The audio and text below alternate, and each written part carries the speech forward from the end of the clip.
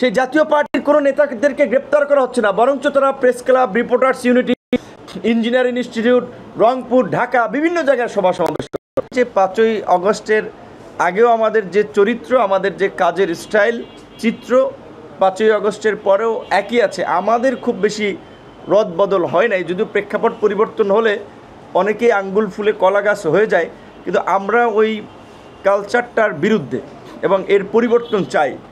So যেই কারণেই হচ্ছে আমরা একটু অন্যদের থেকে একটু ভিন্নভাবে আমরা চেষ্টা করছি আলাপ আলোচনার মধ্যে দিয়ে, আমাদের কর্মকাণ্ডের মধ্যে দিয়ে একটা নতুনত্ব মানুষের সামনে উপস্থাপন করার।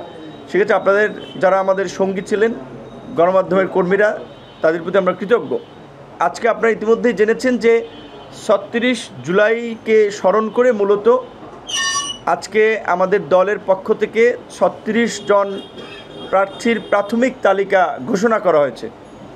পর্যায়ক্রমে 300 তালিকাই ঘোষণা করা হবে এবং একেবারে তফসিল ঘোষণার আগ পর্যন্ত এই সমস্ত তালিকা এবং প্রার্থী রদবদল হওয়ার যথেষ্ট সুযোগ এবং সম্ভাবনা আছে। আমরা মনে করি যে এই জুলাইয়ের যে ঐতিহাসিক পরিবর্তন, এই পরিবর্তনের আকাঙ্ক্ষায় যদি আমরা আগামীর বাংলাদেশকে বিনির্মাণ করতে না পারি, তাহলে আসলে জুলাই ব্যর্থ হবে। আর জুলাই ব্যর্থ হলে সামনে আবার আরও জুলাই ঘটবে।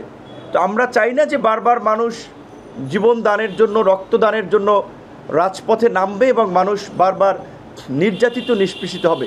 যেই কারণে আমরা বারবার দেশের জনগণ এবং রাজনৈতিক দলকে পরিষ্কারভাবেই স্মরণ করিয়ে দিয়ে বারবার বলছি যে এই বিদ্যমান দুর্বৃত্তায়িত রাজনৈতিক ব্যবস্থার পরিবর্তন না হলে আমাদের এই গণ অভ্যুত্থান ব্যর্থ হবে।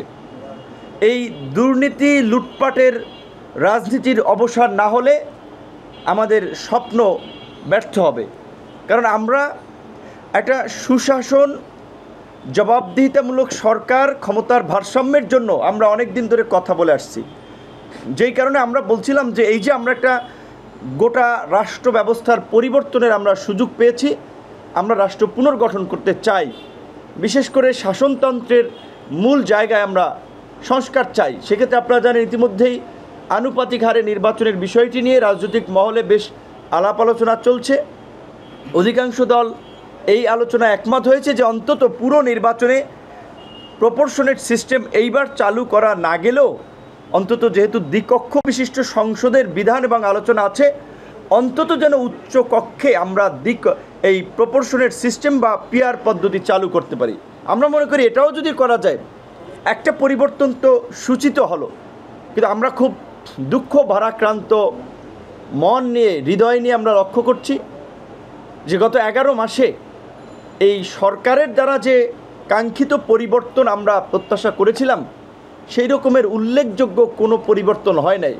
আপনি যদি ধরেন যে সবচেয়ে শেখ হাসিনার এই ফ্যাসিবাদী শাসন ব্যবস্থা টিকিয়ে রাখার ক্ষেত্রে যারা লাঠিয়াল বাহিনীর ভূমিকায় অবতীর্ণ ছিল, প্রশাসন, বিশেষ করে পুলিশ প্রশাসন, সেই পুলিশ প্রশাসনের সংস্কার গত 11 মাসে কি হয়েছে বলেন আপনারা? কি হয়েছে? কিছুই হয় নাই। বরঞ্চ পুলিশ আগের মতোই কিন্তু আসামি জামিনে, গ্রেপ্তারে, ব্যবসা বাণিজ্য, মামলা বাণিজ্য করছে।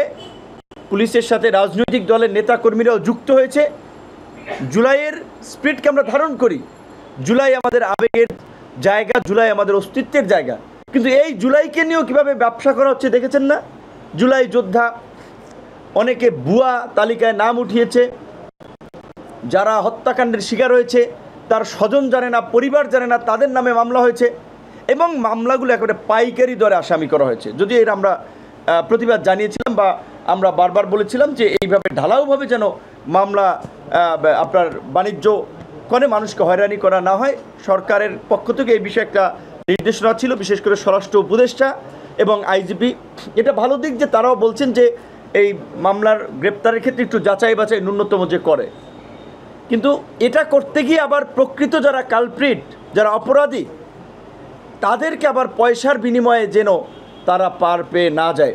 কারণ আমরা দেখতে পাচ্ছি এই জুলাই গণ অভ্যুত্থানের, এই গত 16 বছরের ফ্যাসিবাদের সহযোগী ছিল, এই জুলাইয়ের বিপ্লবের তারা এমন ভাবসাপ নিচ্ছে, এমনভাবে সারা দেশে সাংগঠনিক কার্যক্রম করছে, তাদের অফিস প্রশাসন পাহারা দিচ্ছে, মনে হয় তারা জুলাইয়ে মানে অভ্যুত্থান লিডার ছিল, মনে হয় তারা আপনার এটার নায়ক ছিল। যে জাতীয় পার্টি আপনারা জানেন, সেই জাতীয় পার্টির কোনো নেতাদেরকে গ্রেপ্তার করা হচ্ছে না, বরঞ্চ তারা press club, reporters unity, engineering institute, Rangpur, Dhaka বিভিন্ন জায়গায় সভা সমাবেশ